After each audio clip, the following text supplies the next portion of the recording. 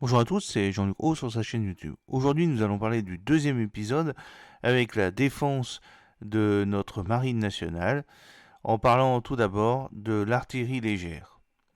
Dans le domaine de l'artillerie, les seuls systèmes navals français sont donc le Rapid Fire, qui doit encore faire ses preuves, ainsi que le 20 mm téléopéré Naswal de Nexter, dépourvu de capacité antiaérienne, mais sur lequel l'industriel propose désormais une option permettant d'intégrer sur la tourelle deux missiles Acheron MP pour augmenter les capacités d'autodéfense contre les mobiles de surface. Et bien sûr, s'y ajoutent les bonnes vieilles mitrailleuses manuelles qui peuvent encore rendre de précieux services contre les drones. Tout comme les canons de 20 mm manuels dont sont encore dotés les patrouilleurs et bâtiments de soutien français. Alors, vous avez le minigun sur une FML et puis le canon téléopéré de 20 mm Naswal sur FDA. Le minigun encore sur une photo avec la FL et puis une mitrailleuse 12-7 sur un porte-hélicoptère amphibie PHA. Alors, on peut se poser la question du VL Mika.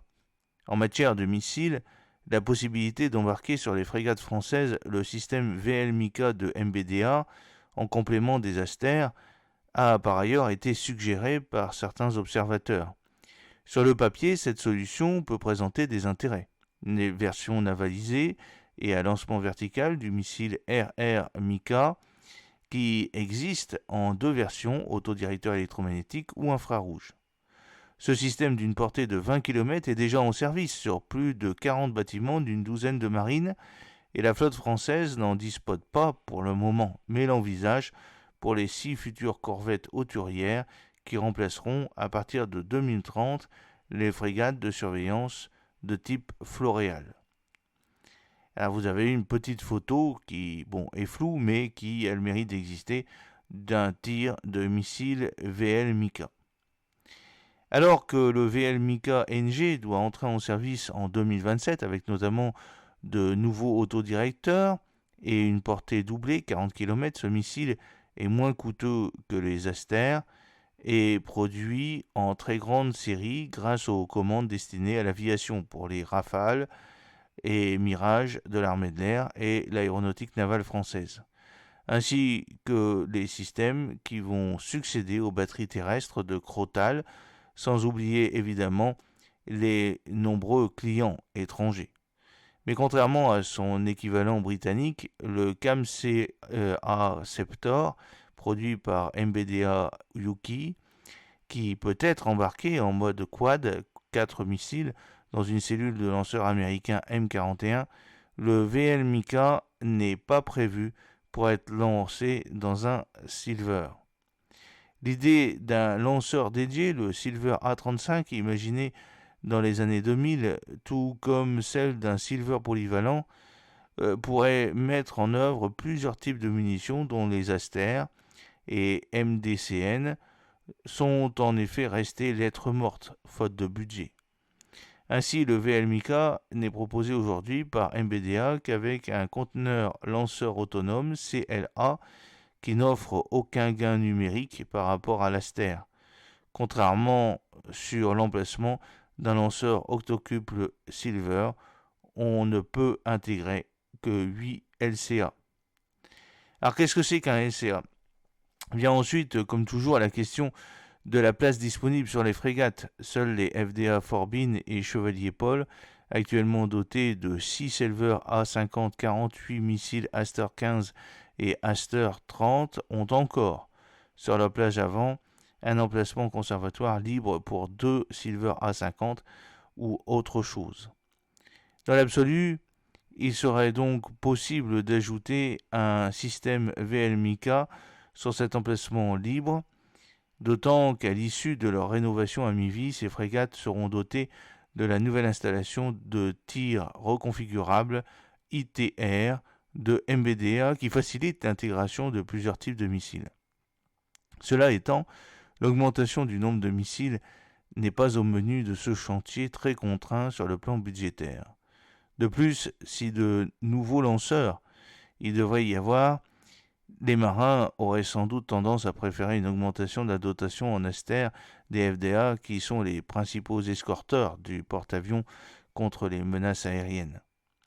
Quant au FREMM, le modèle proposé à la fin des années 2000 à la Grèce comportait, en plus des 4 Silver A50, éventuellement un A70 sur la plage avant, 3 Silver A35 pour 24 VL Mica sur le côté bâbord du hangar hélicoptère. Mais Athènes n'a finalement pas acheté ces bateaux et, comme on l'a vu, le Silver A35 n'a jamais été développé faute de contrat.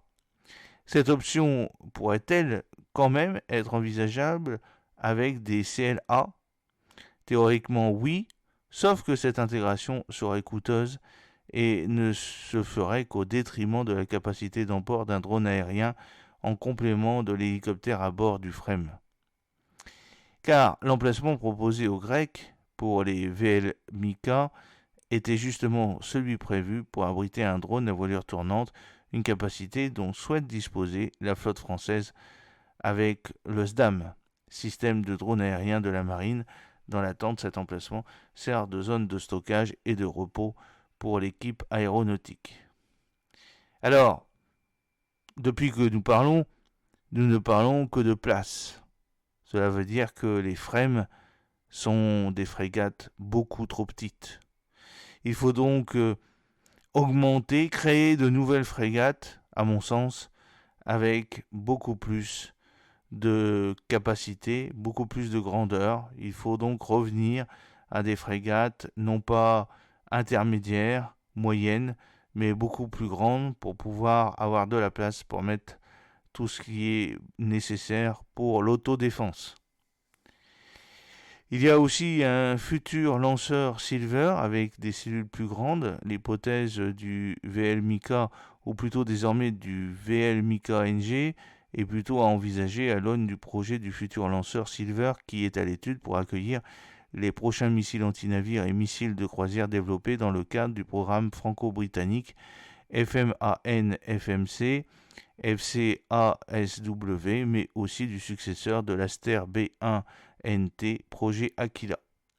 Ce futur lanceur vertical devrait avoir des cellules plus larges, 25 pouces au lieu de 22, ce qui pourrait permettre non seulement d'accueillir des engins plus gros, mais aussi potentiellement plusieurs missiles surface-air plus légers.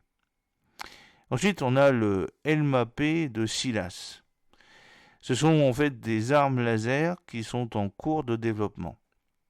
Comme ses homologues américains, britanniques ou encore allemandes, la Marine nationale mise également sur les armes à énergie dirigée. En juin 2023, la FDA Forbin a réalisé une première expérimentation en mer avec le LMAP, Height Energy Laser for Multiple Application Power, de la société française SILAS, reprise en 2022 par Safran et MBDA. Ce système laser anti-drone, très précis puisque capable de brûler un drone aérien sur une surface de 2 cm² à une distance de 1 km, doit permettre à terme de neutraliser des engins jusqu'à 8 km. Cela avec une puissance de quelques kilowatts et surtout pour un coût bien moindre que l'artillerie et a fortiori les missiles. Ce système compact qui peut impliquer un ou plusieurs lasers a notamment vocation à fournir une parade contre les essaims de mini et micro-drones. Alors vous avez une petite photo montrant le test de l'LMAP à bord de la FDA Forbin en 2023. Ensuite, il faudra parler aussi des premiers équipements contre les petits drones. En attendant, la Marine nationale s'équipe de systèmes légers manuels, comme des fusils dotés de moyens de brouillage, radio et GNSS notamment, spécialement conçus contre les micro-drones. Cela afin de couper le lien de communication entre les engins et leur opérateur et d'empêcher les drones de se positionner. Mais face aux essaims de micro-drones qui sont vraiment la menace, il faut adapter la défense contre ces nouvelles menaces dans le haut du spectre. L'autodéfense passe aussi, comme on l'a évoqué, par une adaptation aux menaces dans le haut du spectre, en particulier contre les missiles antinavires hypersoniques et les engins balistiques. Dans ce domaine, les capacités de la flotte française se renforceront avec l'intégration sur les FDA après leur rénovation à la fin de cette décennie de l'Aster Block 1 NT, doté de capacités d'interception renforcées par rapport à l'Aster 30. Cette nouvelle arme est en particulier conçue pour neutraliser des missiles balistiques d'une portée allant jusqu'à 1500 km. Dans le même temps, une nouvelle version de l'Aster 15 va voir le jour avec là aussi des performances accrues et une portée double 60 km. Et pour l'avenir un peu plus lointain, il y a donc le projet Aquila, consortium mené par MBDA pour un futur intercepteur européen qui doit permettre de traiter des menaces hypervéloces avec une capacité de monter beaucoup plus haut dans l'atmosphère afin de traiter par exemple des missiles balistiques d'une portée de plus de 3000 km. Vous avez aussi les brouilleurs, vous avez une photo d'un brouilleur sur une frame. Et puis vous avez les radars et la guerre électronique. Au-delà des missiles, les capteurs s'adaptent également avec l'arrivée de radars de nouvelle génération comme le Seafire de Thales qui va équiper les FDI, ainsi que le porte-avions Charles de Gaulle à l'occasion de son dernier arrêt technique majeur en 2027-2028. Cette solution, par manque de budget, n'a pas été retenue pour la rénovation des FDA. Avec ses panneaux fixes, le radar à antenne active entièrement numérique offre une couverture hémisphérique permanente et est capable de traiter un nombre bien plus étendu d'informations que ses aînés, donc d'offrir des capacités de détection et de poursuite accrues. Et l'autodéfense se joue aussi sur les moyens de guerre électronique, de nouveaux brouilleurs voyant le jour, alors que les contre-mesures passives évoluent également, avec par exemple l'émergence de leurres actifs décalés, comme le concept Vesta, porté par la société française Lacroix, déjà fournisseur de solutions de leurres antimissiles à base de roquettes et de mortiers employés par la Marine nationale et de nombreuses flottes légères étrangères. J'espère que cette petite vidéo vous a plu. N'oubliez pas de cliquer sur le pouce pour la promouvoir, de vous abonner si ce n'est pas encore fait et de partager cette vidéo sur vos réseaux sociaux. A très bientôt, fidèlement, Jean-Luc O.